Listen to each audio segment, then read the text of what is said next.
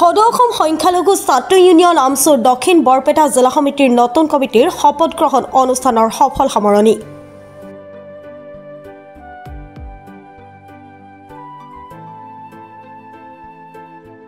চেঙা সমষ্টিৰ অন্তৰ্গত দক্ষিণ বৰপেটা জিলা আমচুৰ শপত গ্ৰহণ অনুষ্ঠান অনুষ্ঠিত হৈ যায়।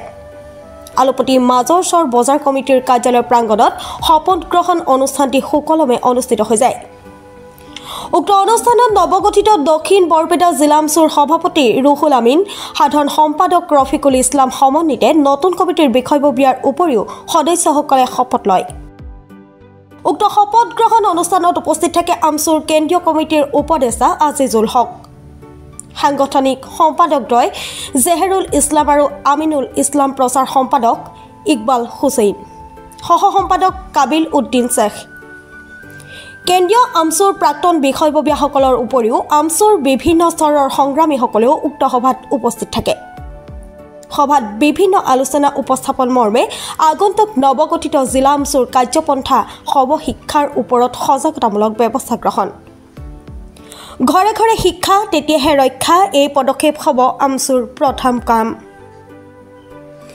লগতে দক্ষিণ বৰপেটাৰ চৰ অঞ্চলৰ নিচাযুক্ত দ্ৰব্য পৰিহাৰ কৰা, বাল্য বিবাহ বন্ধ কৰা আৰু চৰ অঞ্চলৰ সংখ্যালঘু ৰাইজৰ জ্বলন্ত সমস্যা জলজলি নদীৰ ওপৰত এখন পকী দলঙৰ নিৰ্মাণৰ দাবী জনাই চৰকাৰৰ ওচৰত সদৰেৰে দাবী উত্থাপন কৰা আৰু ইয়াৰ স্থায়ী সমাধান বিচাৰা।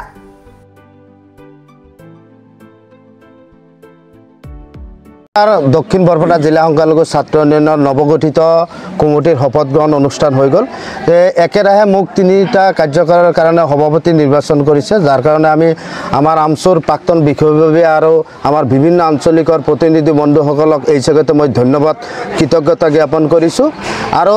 এই আজি তৃতীয়বাৰৰ কাৰণে কাৰ্যভাৰ গ্ৰহণ কৰি আমি সিদ্ধান্ত গ্ৰহণ কৰিছোঁ যে বিগত দিনতো আমি আমচুত মজিয়াত থাকি আমি চৰাঞ্চলৰ উন্নয়নৰ কাৰণে বহুত কাম কৰিছোঁ আৰু অনাগত দিনৰ কাম কৰাৰ কাৰণে আমাৰ ইচ্ছা আছে আৰু এইবেলি আমি কাম কৰিম। বিশেষভাৱে আমি চৰাঞ্চলৰ শিক্ষাৰ ক্ষেত্ৰত আমি আগতো কাম কৰিছোঁ, এইবাৰ আৰু অধিক শক্তিশালীভাৱে কাম কৰাৰ ইচ্ছা আমি প্ৰকাশ কৰিছোঁ আৰু কৰিম। কাৰণ আমাৰ চৰাঞ্চলৰ শিক্ষানুষ্ঠানবিলাকত ছাত্ৰ অনুপাতে শিক্ষক নাই, গতিকে আমি চৰাঞ্চলত শিক্ষানুষ্ঠানবিলাকত যাতে ছাত্ৰ অনুপাতে শিক্ষকক ব্যৱস্থা আমাৰ চৰকাৰে কৰে, তাৰ বাবে আমি কাম কৰাৰ কাৰণে আমি ইচ্ছা গ্ৰহণ কৰিছোঁ, আমি সিদ্ধান্ত গ্ৰহণ কৰিছোঁ। দক্ষিণ বৰপেটা জিলা সংখ্যালঘু ছাত্ৰ ইউনিয়নৰ নতুন কমিটিৰ শপত গ্ৰহণ অনুষ্ঠানটো হ'ল আৰু এই শপত গ্ৰহণ অনুষ্ঠানটোত আমি কেইবাটাও কাৰ্যসূচী হাতত লৈছোঁ। এটা হ'ল বিশেষকৈ আমাৰ চৰ অঞ্চলত যিটো নেকি ড্ৰাগছ, এই ড্ৰাগছৰ বিষয়ে আমি ইতিমধ্যে ৰোজাৰ পিছতেই আমি ধাৰাবাহিকভাৱে এটা গণতান্ত্ৰিক আন্দোলন কৰিম, যাতে ড্ৰাগছটো যাতে আমাৰ চৰ অঞ্চলৰ পৰা কেনেকৈ নিৰ্মূল কৰিব পাৰোঁ, এইটো আমি এটা সিদ্ধান্ত লৈছোঁ। দ্বিতীয়তে আৰু এটা সিদ্ধান্ত লৈছোঁ যিটো বাল্য বিবাহটো আমাৰ আমচুৰ এটা ইস্তাহাৰত হৈছে। আমচুৰ আমি তৰফৰ পৰা বাল্য বিবাহ যাতে কোনো পধ্যে হ'ব নোৱাৰে, আমি আজিৰ এই শপত গ্ৰহণ অনুষ্ঠানতে আমি এইটো এটা আমাৰ সিদ্ধান্ত লোৱা হৈছে। তৃতীয়তে কথাটো হৈছে আমাৰ চৰ অঞ্চলত বিশেষকৈ শিক্ষাৰ যিটো শিক্ষাৰ মানদণ্ড যথেষ্ট কমিছে। কেনেকৈ শিক্ষাটো আমি মানদণ্ড উন্নত কৰিব পাৰোঁ, সেই জগতে আমি ৰোজাৰ পিছৰ পৰা ধাৰাবাহিকভাৱে আমি প্ৰতিটো স্কুলত, প্ৰতিটো প্ৰাথমিক মাধ্যমিক আৰু কলেজসমূহত আমি গৈ পেলাই কি অভাৱসমূহ আছে, কি অভাৱসমূহ পূৰণ কৰিবৰ কাৰণে চৰকাৰৰ লগত আলোচনা কৰিব পাৰোঁ, এইটো এটা আমাৰ সিদ্ধান্ত লোৱা হৈছে। বিশেষকৈ চৰ অঞ্চলত ৰাস্তা ঘাটৰ বহুত কিছু পৰিমাণে যদি যথেষ্ট ভাল হৈছে বুলিও, সেইটো আমি যি ঠাইত এতিয়ালৈকে ৰাস্তা ঘাটসমূহ পকাকৰণ হোৱা নাই, নাইবা বিভিন্ন বাধা বিঘিনি আছে, সেইসমূহ যাতে পূৰণ কৰিব পাৰোঁ। স্থানীয় বিধায়কৰ লগতে ডিচিৰ লগতে আৰু মাননীয় মুখ্যমন্ত্ৰীৰ লগত আমি এটা স্মাৰকপত্ৰৰ জৰিয়তে এই ৰাস্তা ঘাটসমূহ ভাল কৰিবৰ কাৰণে আমি চেষ্টা কৰিম। আৰু চৰ অঞ্চলত বিশেষকৈ আমাৰ চৰ অঞ্চলত আৰু এটা সিদ্ধান্ত লোৱা হৈছে, চৰ অঞ্চলত ইতিমধ্যে আমাৰ যিটো ব্লক ইতিমধ্যে ঘোষণা হৈছে যদিও আমি এতিয়ালৈকে ষ্টাফটো পোৱা নাই। ইতিমধ্যে আমি ষ্টাফটো আনিবৰ কাৰণে আমি আমচুৰ তৰফৰ পৰা ওপৰত মন্ত্ৰী আৰু মন্ত্ৰীসকলৰ লগত আলোচনা কৰি আমি ষ্টাফটো আনিবৰ কাৰণে আমি সিদ্ধান্ত লৈছোঁ। তৃতীয়তে আমাৰ চৰ অঞ্চলত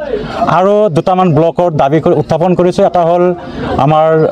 চক্ৰ বিষয়া, যিটো SDC অফিচ, সেইটো আমাৰ লাগে, আৰু এটা হ'ল BO অফিচ, এই বিঅ' অফিচ আৰু চি ডি অফিচ এই তিনিটা অফিচ আমাৰ চৰাঞ্চলত বিশেষকৈ আমাৰ ইতিমধ্যে চেঙা সমষ্টি হোৱাৰ লগে লগে আমি প্ৰায় আমাৰ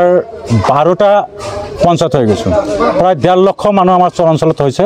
গতিকে এই তিনিটা ডেভেলপমেণ্ট অফিচ আমাৰ চৰাঞ্চলত লাগে আৰু এইটো আমাৰ সিদ্ধান্ত লোৱা হৈছে আৰু ইতিমধ্যে আমি CM ছাৰক আমি হেৰি কৰিছোঁ আৰু এটা সিদ্ধান্ত লোৱা হৈছে বিশেষকৈ আমাৰ নগৰবেৰা আৰু আলুপতি মাজেশ্বৰ খোলাবান্ধা বাগমাৰাচৰ মৈৰেদি পাঠিমাৰি এই অঞ্চলসমূহ মানুহৰ যাতায়াতৰ ব্যৱস্থা দুৱাৰমুক্ত হ'ল কেৱল নগৰবেৰা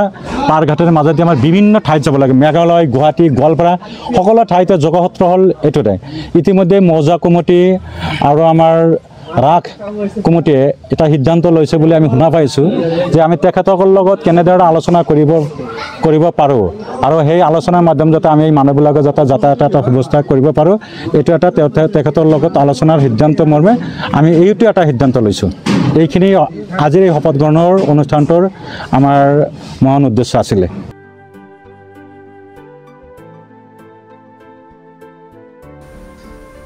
বাঘমাৰা চৰৰ পৰা নুৰজামাল হুছেইনৰ ৰিপৰ্ট প্ৰাত টাইম